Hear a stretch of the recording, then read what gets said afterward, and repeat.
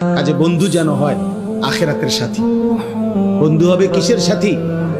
বন্ধু হবে আখিরাতের সাথী, বন্ধু হবে জান্নাতের সাথী, বন্ধু হবে নেক কাজের সাথী।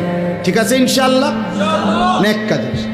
আল্লাহ কোরআনে বলছে, ওই যে আয়াত, ওই আয়াতে আল্লাহ বলছে নেক কাজের বন্ধুরা আমি আল্লাহ তাদেরকে ডাক দেব হাসরের ময়দানে, ইয়া ইবাদি, হে আমার বন্ধুগণ, বান্দাগণ, লা খাউফুন আলাইকুমুল ইয়াওমা ওয়ালা আনতুম তাহজানুন, আজকে তোমাদের কোনো ভয়ও নাই, চিন্তাও নাই।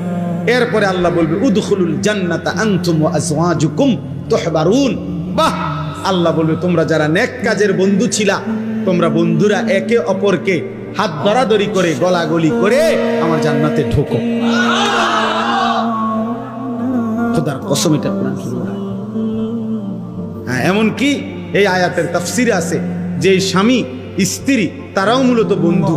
যদি তারা একজন আরেকজনকে নেক কাজের সহযোগিতা করত, স্বামী স্ত্রীকে নামাজের জন্য উঠাইছে, স্ত্রী স্বামীকে নামাজের জন্য উঠাইছে, স্বামী স্ত্রীকে নেক কাজের দিকে ডাকছে, স্ত্রী স্বামীকে নেক কাজের দিকে ডাকছে, এরাও বন্ধু।